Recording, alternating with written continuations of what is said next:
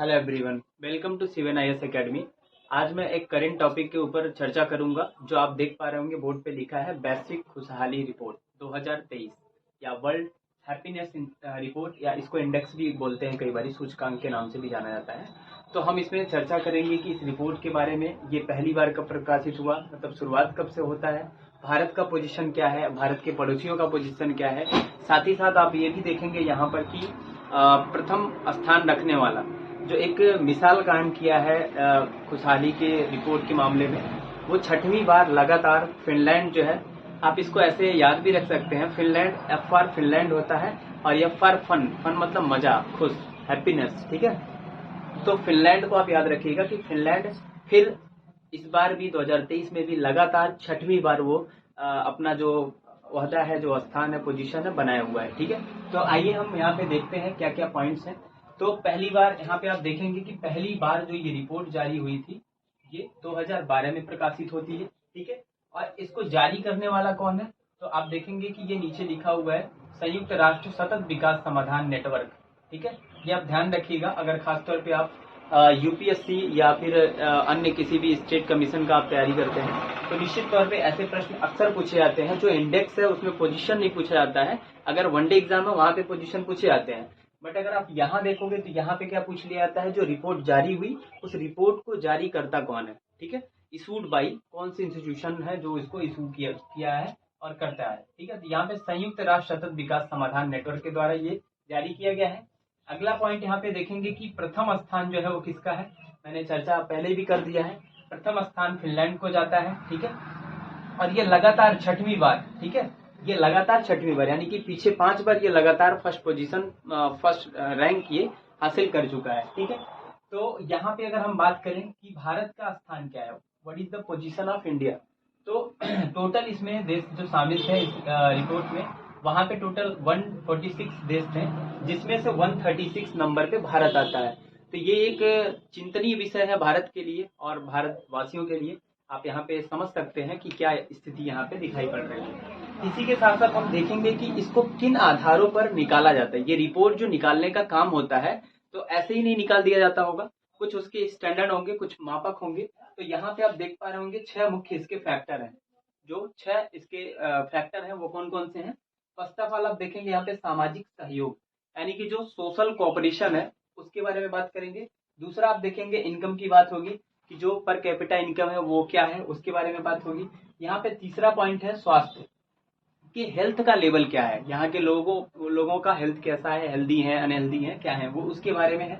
और चौथा पॉइंट आप यहाँ पे देखेंगे स्वतंत्रता कितनी प्राप्त है, ठीक है। जैसे आप संविधान में भी पढ़ते हैं, यहाँ पे स्वतंत्रता का जिक्र किया गया है, ठीक है। लेकिन यहाँ पे स्वतंत्रता का क्या लेवल है, क्या स्तर है, उसको भी मापा जाता है। उसके बाद उदारता, जिसको आप जेनरसिटी या फिर लिबरल बोल सकते हैं, कि यहाँ के लोग कितने उदार हैं, किसी के प्रति कितना मतलब कह सकते हैं कि मानवीय भावना को बढ़ावा देते हैं, नहीं देते हैं।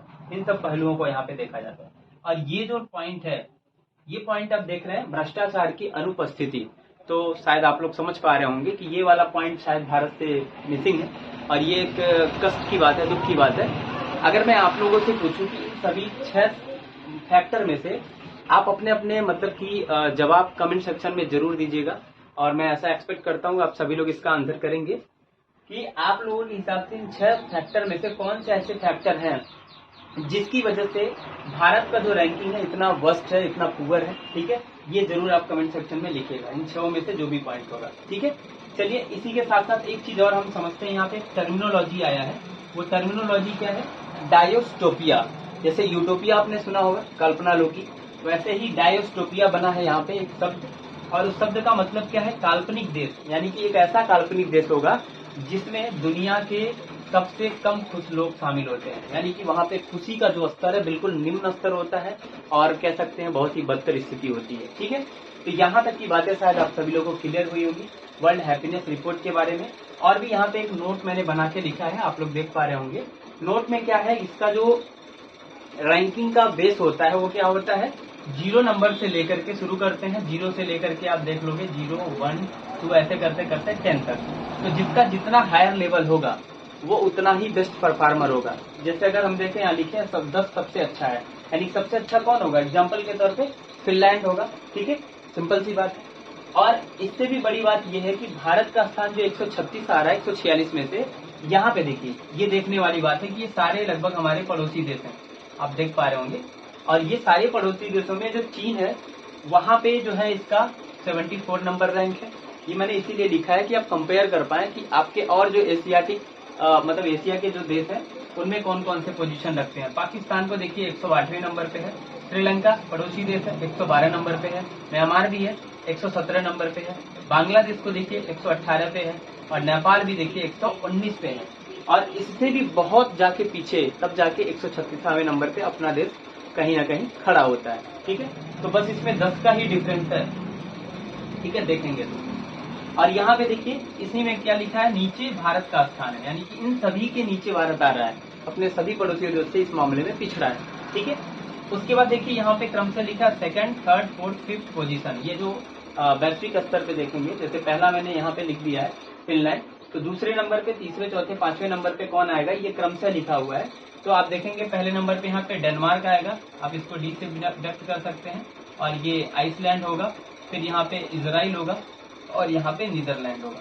ठीक है, तो ये रहा पूरा एक चर्चा जो मैंने वैश्विक खुशहाली रिपोर्ट के बारे में 2023 के बारे में बताया। आई होप यहाँ से क्वेश्चन बनेंगे, चाहे आप कोई भी कम्पिटेटिव एग्जाम दे लीजिए, निश्चित तौर पे यहाँ पे प्रश्न आते हैं, यूपीएससी हो चाहे यूपीपीसीएस हो या अदर स्टेट कमीशन के एग्जाम हो, सारे जगह प्रश्न पूछे जाते हैं। तो आप इसको आई होप समझ गए होंगे। और यहाँ पे इस वाले प्रश्न का उत्तर जरूर कमेंट सेक्शन में दीजिएगा। आप सभी लोगों से मेरा सिफारिश है कि भारत के पिछड़ने का कारण इन सारे 6 फैक्टर में से कौन से हो सकते हैं। ठीक है, चलिए, thank you so much everyone. आज के सेशन में बस इतना ही। आप लोग बने रहिए, देखते रहिए, and please do like, share and subscribe my channel, and please give your feedback in my comment section if any. Okay, thank you.